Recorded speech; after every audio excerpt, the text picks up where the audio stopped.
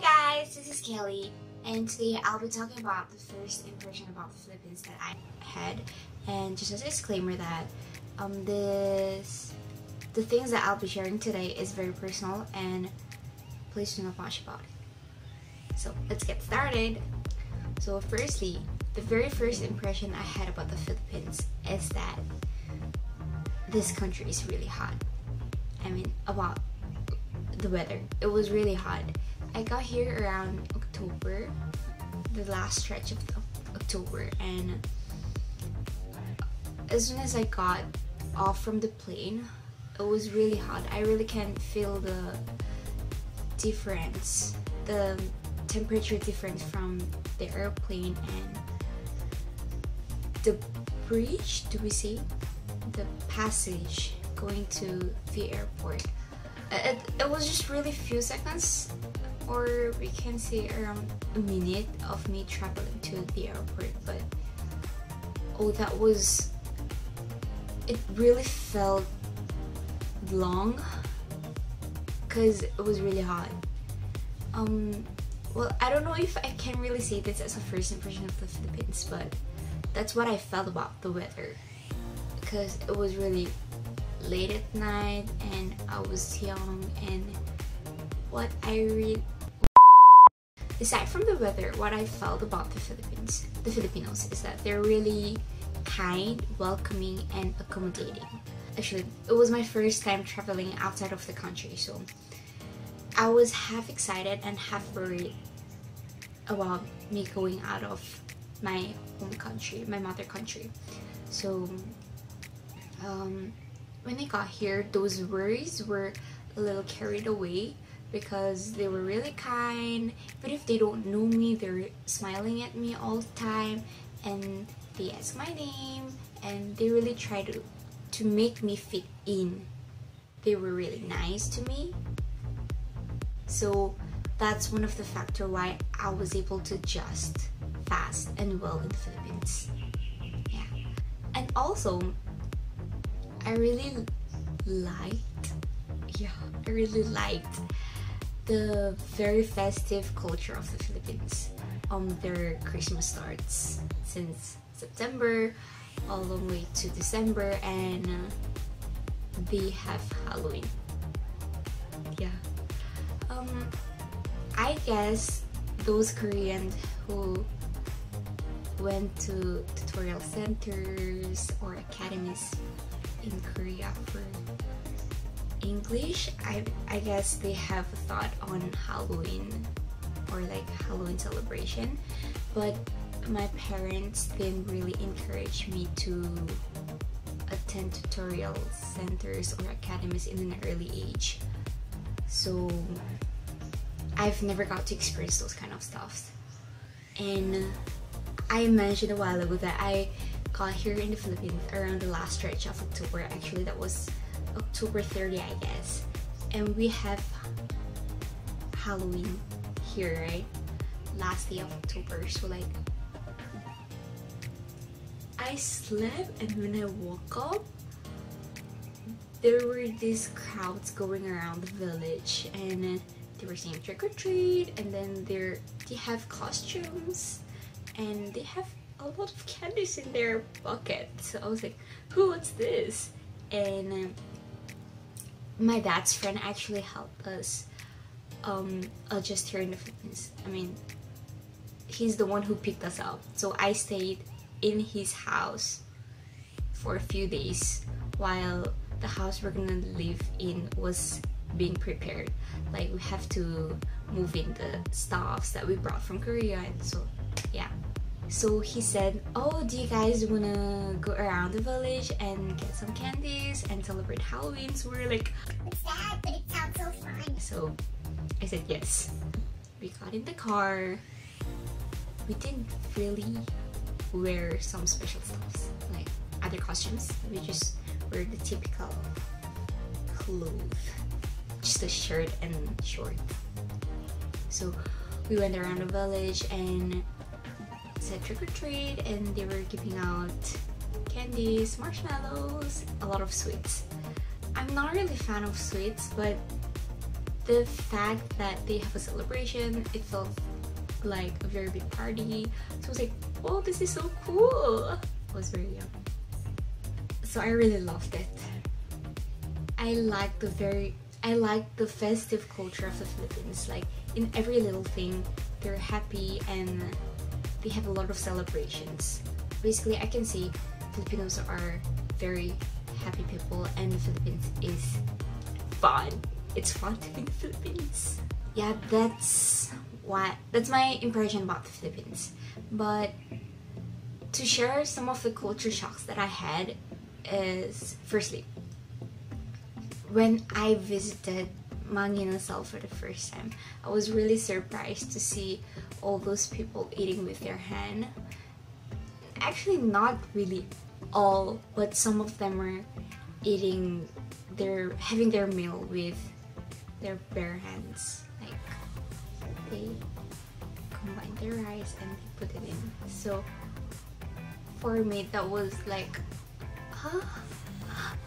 That was a surprising and shocking thing for me, because yeah, I didn't know it was their culture, so I asked my tutor.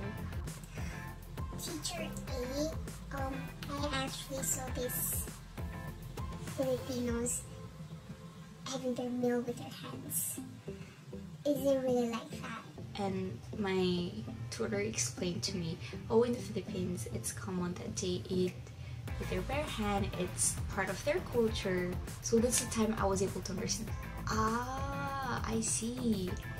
But that was really a very surprising thing for me. And the second thing is, this is not to be biased or not to outcast anyone, but I was really surprised seeing gays and tomboys. I mean, a lot of them in the Philippines. I grew up in an environment where I wasn't really exposed, or I was taught that there are other genders, like, and there are male women and women male. Is that the right term? Yeah, I wasn't really familiar with those kind of people. So when I first saw them, I was really surprised. Like, okay, I'll share an experience. I went to the local market with my mother, and I thought he's a male. So I said kuya, but he got mad at me actually. So like, he was like, kuya. So I was like, did I say anything wrong, or is it not the right term? Because he was kind of middle-aged. So I thought, oh, maybe there is a different term they use for middle-aged man, because in Korea there's like oppa and ajushi. So I was really confused. So I just couldn't see anything. My mother handled the situation, and again, I asked my tutor about it, and also our housemates. They explained to me that there are a lot of gays, lesbians, tomboys here in the Philippines. So that's the time I realized, oh, there are these kind of people. Well, honestly, I didn't have much thought about it that time. I didn't really understand the concept. What I understood that time when I was young is that, oh, they're a girl, but a boy. Oh, they're a boy, but a girl. That's all I thought. Yeah, so I was really surprised seeing all those kind of new things. There were big adjustments I needed to make. So this time I'm gonna share my,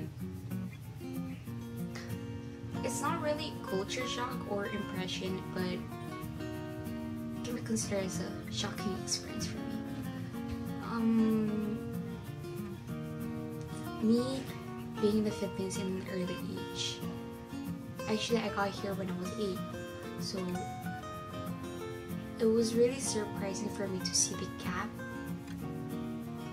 of the poverty, like between the rich and the poor. It was clearly seen. So I actually asked my mom. My mom who are those kids in the street, and she said they were less privileged kids. And we went to a mall, and so we did some groceries, we went around the mall. Basically, it was my first experience of Philippines mall. It was fun. I got to eat pipingkan. Is it right? The bread wrapped in banana leaves. Yeah, and cheese on top. It was so good. After going around the mall, we went to the car to go home. But my parents forgot to buy something, so they said, make sure you lock the car and just stay here. We'll be back very soon. So we should have followed, but I was in the car with my older cousin and my older sibling. Actually, it was me. I said, I want to open the door. They said no, but I insisted I want to open the door. So we did. We opened the door, and then there was this kid who grabbed the door of the car and like that. And then he was asking for money, but at that moment I had none. Literally, I had none, not even 25 cents. So and back that time, I wasn't really fluent in English. I just knew how to speak. Hi, hello, what, sorry, thank you. That's all I knew. So I was like, what, sorry, because I can see his hand gesture. So I just kept saying sorry, and like this, because body language is the best I could do at the time. But he didn't go, so I tried to close the door, but he held it tight. He was really strong. So my older cousin, he searched his bag. He really digged in his bag and said, oh, I have some coins. I think this is the best we could do right now. So we gave him those coins, and he let go of the door, so we closed. Actually, we didn't really tell our parents about it because I was really scared. I'm gonna get scolded. Yeah. That fear of being scolded was bigger than the situation, but I realized after sharing this story to my tutor, I realized it could have been a dangerous situation if something really happened. That's what she told me. Be careful, Kelly, be careful next time, and please really listen to your parents. That was a big lesson for me. Yeah, so those are all I can share about my first impression, culture shocks, and an experience I had about the Philippines. Those are already like 11 years ago, because it's 2019. Yeah, those are already 11 years ago. I was very young, and that's what I clearly remember about the Philippines. See you next time.